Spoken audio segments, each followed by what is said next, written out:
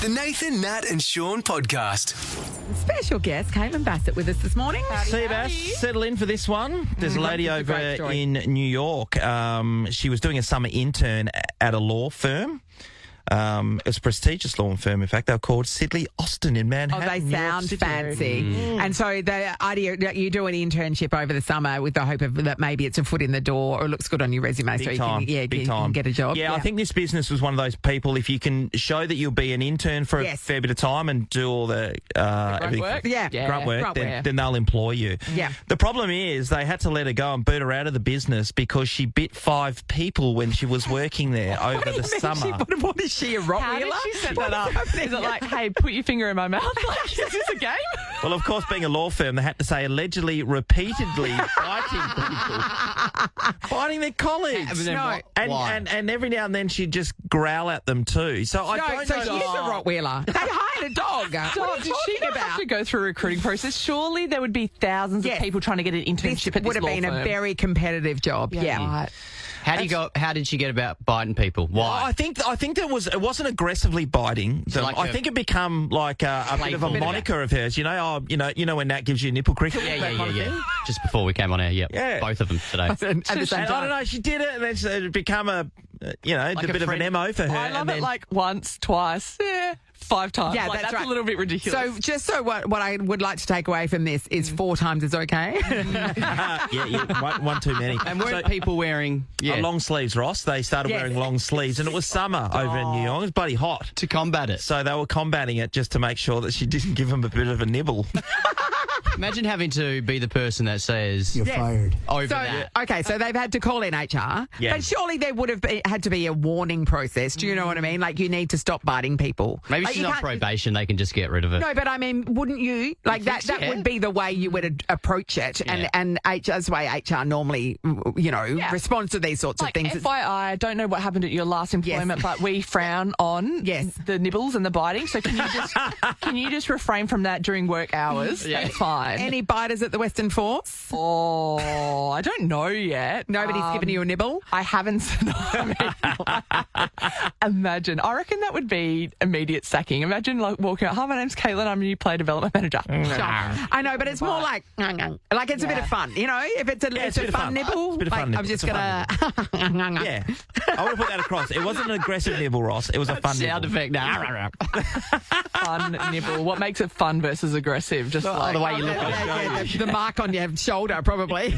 Ross will show you when Dean Lawson's playing next. Have you ever been bitten by a horse? That's not fun. That's a nice big one, that's right. isn't it? Yeah. They don't know how to nibble. No. But I imagine, like, you know how puppies like to, when they're little, they mouth everything because they're teething or whatever. Yeah. So, Maybe that was the case for her. Yeah, maybe she just... Even kids, they bite each other at play school all the time, don't they? Yeah, they do, don't they? Yeah. So Well, it's not acceptable in a New York law firm, as it turns out. Yeah, right. I want to ask people out there if you've had to let someone go for an odd reason. Maybe you let go, or you knew someone in the workplace, or they got fired because of a really smelly fart. I reckon that would happen. Do you reckon a one-off? Or a have to be multiple. Well, if it was one off, you'd be gone. I'll be gone. John's in Baldivis. Hello. John, you there? John's been let go. Yeah. You're right there, John. All right, good man. Okay, John, talk to us. Did you have to let someone go? I'm under hill at the moment. Oh, up the hill. Righto. Okay. Talk to us. What happened? So basically back in the day, a long time ago, I used to manage a place at Perth Airport. I won't say place, but we had a gentleman work there, and he had rotten teeth. Like, his teeth was basically stuffed. Yep. And he had really, really bad breath. Like, really bad breath. And basically, we tried talking to him, got to the point where the customer started complaining they didn't want to have him back. That's a tough situation.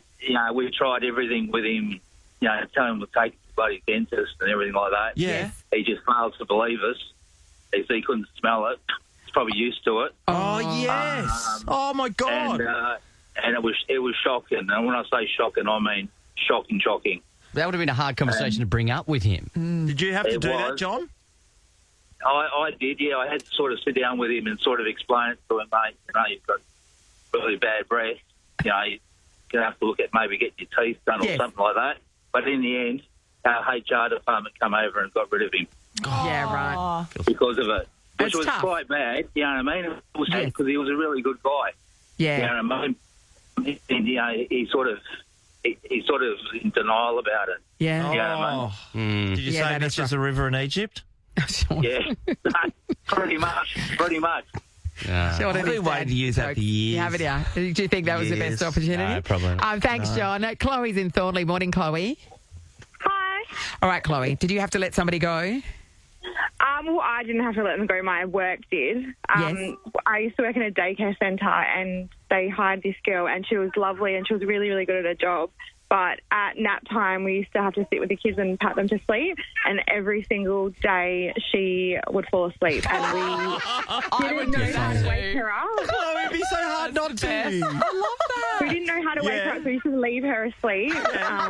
And, my boss used to walk in and, we didn't know how to deal with it. So eventually my boss just had to say, I don't think this job's for you. But, I mean... Did she get a warning along the journey, Chloe? Like, hey... Don't She fall got asleep. warned a few times. Oh, she did. But it was just over a couple of weeks. It was, she It's just just too didn't care. tempting. She was, Too tempting. Yeah, Well, just she to lay down and...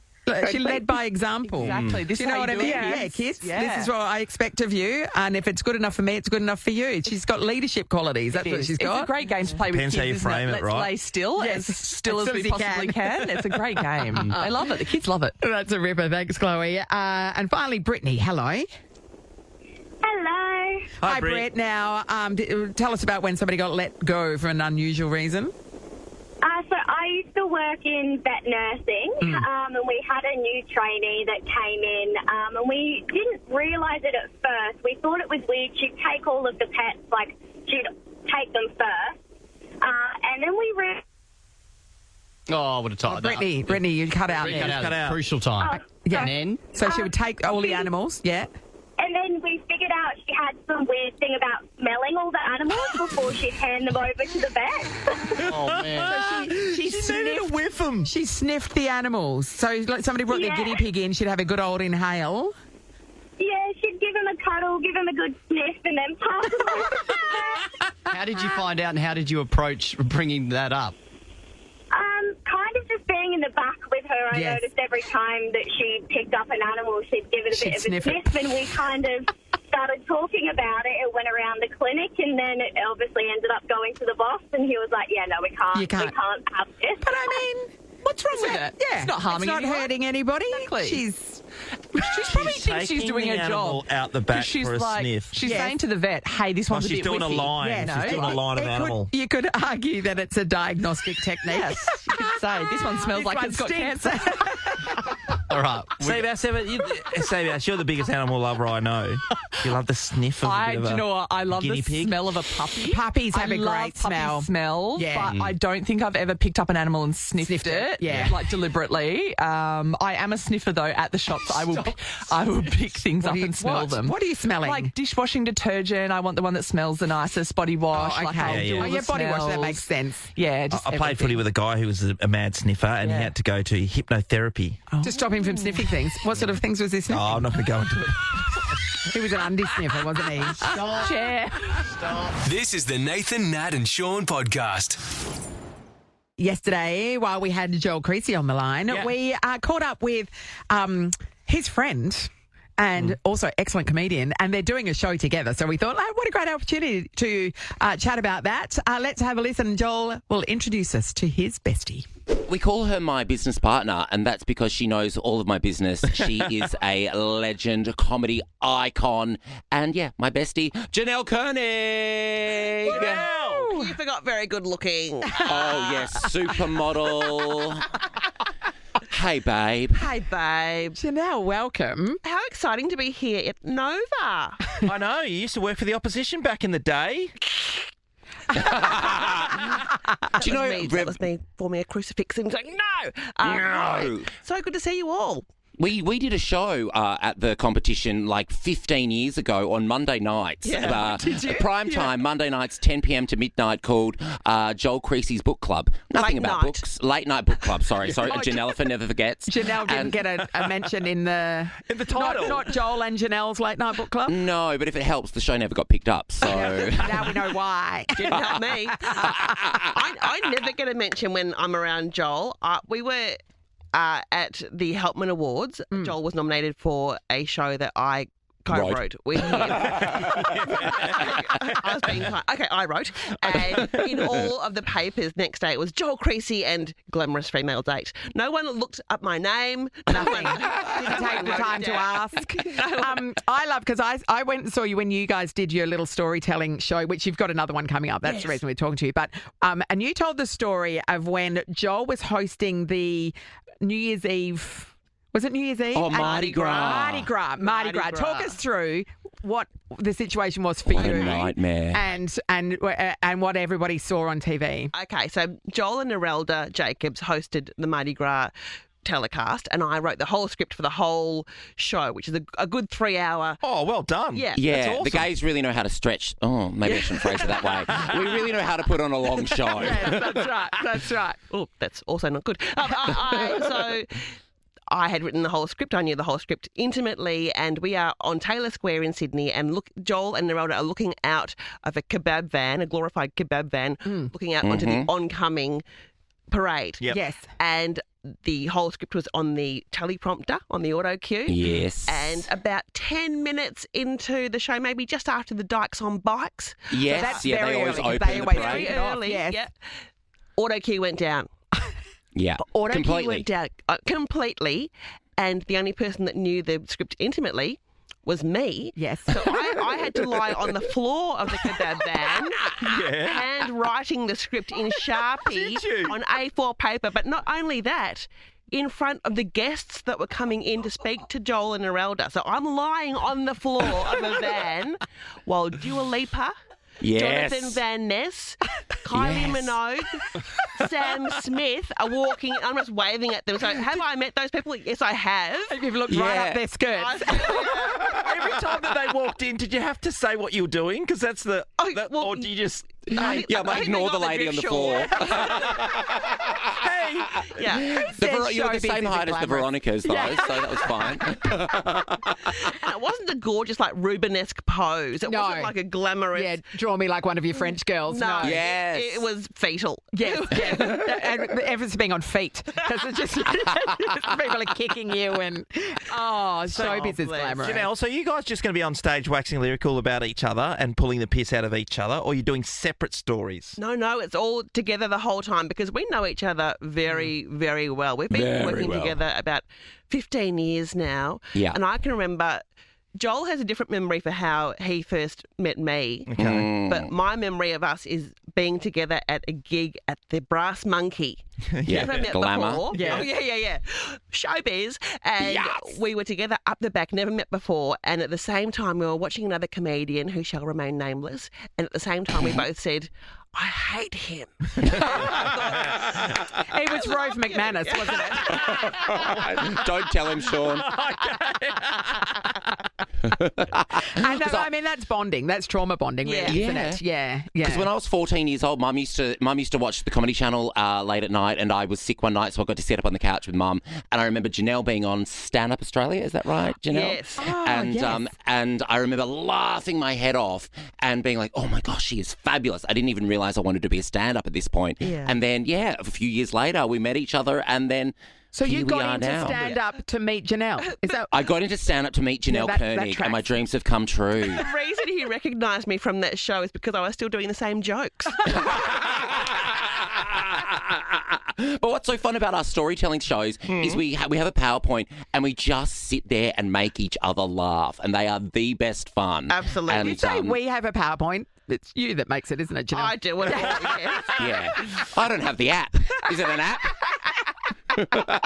So I'd imagine you don't really stay if there's such a script because you just start pulling the piss out of each other. No, and there's so many stories and so many things that can't be said on the radio, Joel. And the wireless. So the last time you were comparing your life, Janelle, to Joel's life, Yes. and that there were a few stark differences. Just a few. Is that a few. similar vein? Are we doing that kind of theming again? Or I don't know if Joel's ever been to a Langford netball court in torrential rain, have you?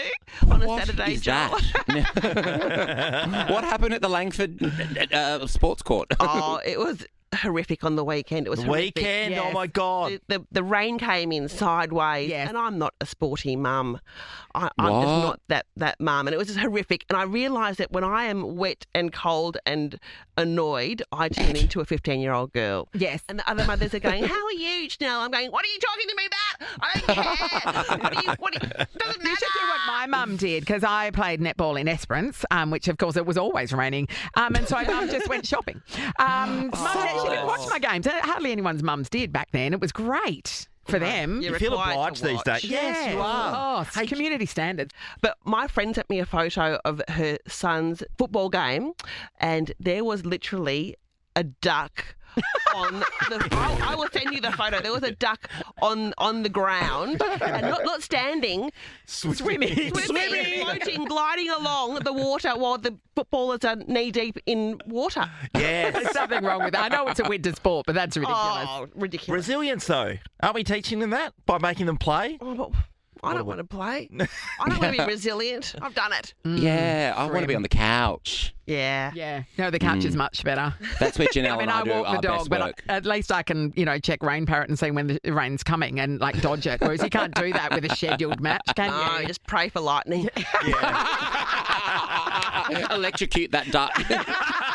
Sorry, Doug. Hey, Janelle, you're telling us about some shows you've done recently, and people are macking on when you're doing your stand-up. What's that all about? It was very strange. I had some fabulous gigs on the weekend at the Comedy Lounge, but people were snogging during my set. During your set? And I don't mean like a quick peck. I mean a snog, a pash. They were getting on, to use a 90s phrase. You're in a room full of people who are all paying attention to the person on stage, I you find you get horny enough that you need to mac on during that. No, and my material is not sexy, Sean. It must be. You must be oblivious to what you're putting out there for the people. Have spoken. Maybe it's just your raw pheromones. I was going to say, yeah, my pheromones. Well, they were moaning in the corner. Can I ask you, how do you keep concentrating? Nat was telling us when she did a show at a pub in Fremantle that she, out of the corner of her eye, just spotted her brother. Yeah, it threw me off massively. Really? Oh, yeah, the last minute. Not that had I known he was going to be there ahead of time, I think it would have been okay. Oh, but you didn't know. I knew just at the moment that I went to walk on, I was being introduced, and my sister-in-law turned around and looked at me, and I went, because some of the stories I was telling involved him, and I'm like, oh, this is awkward. And I've never cleared it with him, all right. And it was just like, and it was a tough night anyway, and it was awful. Like the white, the noise, and it's like in your head's going mad, and and then I forgot that I had I'd written my first opening joke, and I was pretty proud of it, but I forgot the second part of it. Oh no, I've been there. I've been there. That was a killer. That's the worst. Yeah. So people snogging. Snogging. Doesn't How throw did you I off, handle it? I absolutely called them out and said, "What are you doing?" So that the whole 160 people looked at them. Did it stop them, or did that get them fired up? No, a little bit I think more? they were kind They're of... the sort of people that pash on airplanes, I reckon. Do you know what I mean? PDA people, Yeah, it's gross. It's You gross. can't do that, can People you, on a do plane? it, though. People do it, Sean. Don't do it, but You people can do. up the pointy end, Strangers. absolutely. Oh, you can. I always wonder about I've never been up the pointy end where you go, they got a universal bar on some of those international flights. Can you go there and, well, make a combos? move. Yeah, Nat, this You is an could. opportunity. You could. It's also on the way, like on Emirates, it's on the way to the toilet. So you've got to walk through the bar to get to the toilet. So you could just sit there and wait for people as they walk to the toilet and hit them up. It's a little bit unsafe. It is a Middle Eastern airline, though. I would be a little bit careful. Especially me. Joel and Janelle have stories to tell. Super that name, works like brilliantly. Romy. It's like Dr. Seuss wrote it. Subiaco Arts Centre, Saturday, August 23. It is a mid-afternoon show. Is this after netball, is it? Absolutely. Yeah, we And started the to... oranges first. 2:30 to 4 p.m. Yeah, that's right. Tickets at wacomedyweek.com. Check it out because it's going to be a cracking show. You will leave thoroughly entertained. And you will, you'll feel better about your life choices because we will tell you about all our terrible ones.